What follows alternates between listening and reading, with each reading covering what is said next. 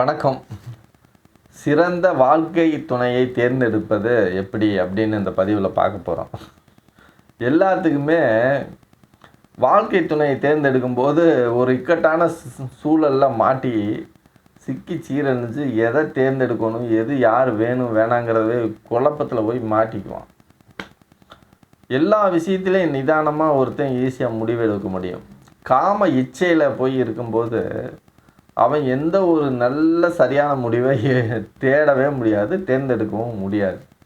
அது என்ன காரணம் அப்படின்னா, அந்த பருவ வயசில் திருமணம் ஆகணுங்கிற அந்த வயசில்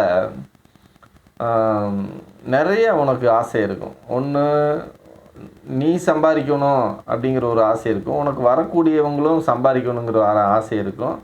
உனக்கு நீ யார் ஒரு டிகிரி முடிச்சிருப்ப, அவங்க ஒரு டிகிரி முடிச்சிருக்கணும்னு இருக்கும். ஈக்குவல் பார்த்துக்கிட்டே இருப்போம். உங்களுக்கு சொத்து பற்றி எவ்வளோ இருக்குதுன்னு நீங்கள் பார்ப்பீங்க, அவங்களுக்கு சொத்து பற்றி எவ்வளோ இருக்குதுன்னு பார்ப்பீங்க. அப்போ நீங்கள் உங்களுக்கு வீடு இருக்கான்னு பார்ப்பீங்க, அவங்களுக்கு வீடாக இருக்கா, சரி எல்லாம் எங்கே வசிக்கிறதுன்னு பார்ப்பீங்க. இதெல்லாம் பார்த்துட்டு வசிக்கிறதெல்லாம் பார்க்க மாட்டான், இருக்குதான்னு பார்ப்பான். இருக்குதுன்னா சரின்னு கல்யாணம் பண்ணிடுவாங்க. வேறு எந்த தகுதி வேணாம். இப்படி திருமணம் பண்ணுறதுல பிரச்சனை தான். 6 மாதம் 7 மாதம் 1 வருஷம் கூட நீங்கள் ஒன்றா வாழவே முடியாது. ஏன்னா நீங்கள் யாரை நம்பி திருமணம் செஞ்சீங்கன்னா, பணம் பணம், புகழ் புகழ், உனக்கு வீடு வாசல், உன்னோட அறிவு இவங்களோட அறிவு, இதை நம்பித்தான் நீங்கள் திருமணம் பண்ணியிருக்கீங்க. இதோட நீங்கள் வாழ போகிறதில்ல. நீங்கள் இது பிழைக்கிறதுக்காக தேர்ந்தெடுக்கப்பட்ட ஒரு விஷயம் ஏற்கனவே. இதோட நீங்கள் வாழ முடியாது. நீங்கள் வாழ போகிறது ஒரு பொண்ணோடவோ பையனோடவோ வாழ போகிறீங்க. அதுக்கு நம்ம தேவையான விஷயங்களை என்னென்னவெல்லாம் இருந்தால் எதெல்லாம் நம்ம சரியாக நமக்கு உடன்பட்டவர்கள் அப்படின்னு நம்ம தெரிஞ்சால் தான் நம்ம அதை நிம்மதியாக பண்ண முடியும். எங்கேயாவது ஒரு ஊருக்கு போனால் கூட ஒரு நல்ல துணையான நண்பர் இருந்தால் அந்த பயணம் சிறப்பாக இருக்கும்.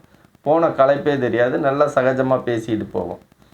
அப்போ வாழ்க்கை துணைவர் அப்படிங்கிறவர் ரொம்ப முக்கியமான ஒரு 50 வருஷம் 60 வருஷம் பயணம் பண்ணக்கூடிய அந்த வாழ்க்கை ரொம்ப சந்தோஷமாக இருக்கணும்னா அது ரொம்ப முக்கியமான விஷயம். நீங்கள் என்ன பண்ணிடுறீங்கன்னா, நீங்கள் சைவமாக இருப்பீங்க, அவங்க அசைவமாக இருப்பீங்க. நீங்கள் நல்லா வெளுத்து வாங்கி சாப்பிடுவீங்க, அவங்க கொஞ்சமாக சாப்பிடுவாங்க. உங்களுக்கு பயணம் பண்ணுறது பிடிக்கும், அவங்களுக்கு பயணம் பண்ணுறது பிடிக்காது. நீங்கள் தனிமையை விரும்புவீங்க, அவங்க எப்பயும் கூட்டத்தோடவே இருக்க விரும்புவாங்க. இப்படி எதிர்முறையான உங்களுக்கு ஏசியில் இருக்கிறது ரொம்ப நல்லா கூலிங்காக இருந்தால் ரொம்ப தூங்குவீங்க, அவங்களுக்கு ஏசி அவ்வளோ ஒத்துக்காது. இப்படி உணர்வு சம்பந்தமான விஷயங்கள் இருக்குது நிறையா. அது ஒரு பழகும்போது தான் நமக்கு தெரியும். பழகும்போது அதையும் பார்க்குறதில்ல. அப்போ பழகி ஒருத்தரை பற்றி தெரிஞ்சுக்கிட்டு அவருங்க என்ன சாப்பிடுவாங்க, அவங்களுக்கு என்ன பிடிக்கும், நமக்கு என்ன பிடிக்கும், நம்ம உணவும் அவங்க உணவு முறையும் ஒத்து வருமா, இப்படி எல்லாம் இந்த விஷயத்தை பார்க்கணும் முதல்ல. அப்புறம் மனோ விஷயத்தை பார்க்கணும். நம்ம ஒருத்தருக்கு கொடுக்கும்போது ஒருத்தருக்கு உதவக்கூடிய மனப்பான்மை இருக்குன்னா அவங்களுக்கு அந்த மன பக்குவம் இருக்கணும். அதே சமயத்தில் வீட்டை சுத்தபத்தமாக வச்சக்கூடிய மனப்பக்குவம் நமக்கு இருக்குதுன்னா அவங்களுக்கும் இருக்கணும். நம்ம கோவப்படக்கூடிய மனிதராக இருக்கிறோம் அப்படின்னா அவங்களும் கோவப்படக்கூடிய மனிதராக இருக்கணும். அப்போ தான் சீக்கிரம் பிரச்சனை முடியும். நம்ம அமைதியாக இருக்கிறோம்னா அவங்களும் அமைதியான தன்மையோட சார்ந்த தன்மை இருக்கணும். சார்ந்தம்னா இந்த மனுஷகணம், தேவகணம், ராட்சச கணம்னு சொல்லுவாங்க. இப்போ இவங்க ஒரு ராட்சச கணமாக இருந்துக்கிட்டு அவங்க தேவகணமாக இருந்துக்கிட்டு சேர்ந்தாங்கன்னா என்ன ஆகும்? சண்டை தான் நடக்கும். அப்போ அந்த இது தெரியணும். நீங்கள் ஒழுக்கம் சார்ந்தவராக இருக்கீங்க, அவங்க ஒழுக்கம் சார்ந்தவராக இருக்காங்களா?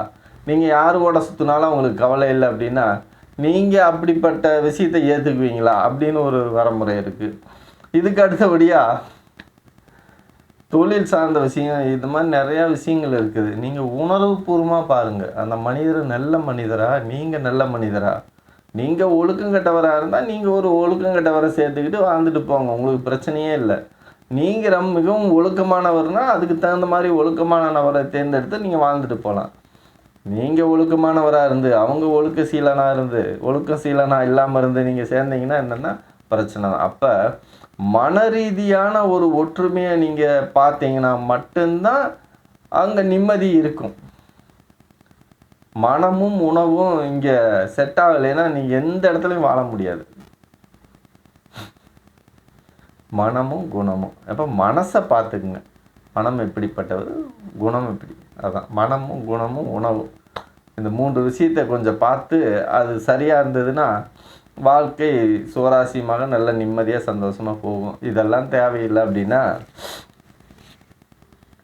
அதுவும் இல்லாமல் இன்னொரு விஷயம் என்னென்னா, திருமணமான உடனே ஒரே வருஷத்தில் குழந்தை பெற்றுக்கணும். 1 வருஷம் ஆச்சு என்னாச்சு இல்லையா டாக்டர் பாரு ஏகப்பட்ட பிரச்சனை பண்ணுவானுங்க கூட இருக்கிறவனுங்க. உன்னை சும்மா விட மாட்டானுங்க. 3 வருடங்கள் 3 வருஷம் 4 வருஷத்துக்கு அப்புறம் தான் நீங்கள் குழந்தை பாக்கியத்தையெல்லாம் பெற்றுக்கொள்ளணும். அப்போ தான் உங்களுக்கு ஒரு புரிதலாவது இருக்கும். சப்போஸ் உங்களுக்கு அந்த 3 வருஷத்துக்குள்ளே ஒரு புரிதலே இல்லை, ஒரு மண்ணாங்கட்டியும் நமக்கு உருவாகலை, ஒரு புரிதும் இல்லைப்பா, ஒரே பிரச்சனையாக இருக்குன்னா நீங்கள் பிரிஞ்சு போயிட்டாலும் பிரச்சனை இல்லை. எடுத்தோன்னே கல்யாணம் பண்ணிவிட்டு 2 குழந்தை 3 குழந்தை வருஷத்துக்கு ஒன்று பெற்று விட்டுட்டு அதுக்கப்புறம் நீங்கள் 2 பேர் சண்டை போட்டு உங்கள் அடையாளத்தை வச்சுக்கிட்டு சண்டை போட்டு பிரிஞ்சிட்டிங்கன்னா அந்த குழந்தையோட நிலைமை என்ன ஆகும்னு யோசிக்கணும். அப்போ திருமண பொருத்தங்கள் முக்கியம். மனப்பொருத்தம், குணப்பொருத்தம், உணவு சம்மந்தப்பட்டது பொருத்தமெல்லாம் பார்த்துட்டு பழகி தெரிஞ்சுக்கிட்டு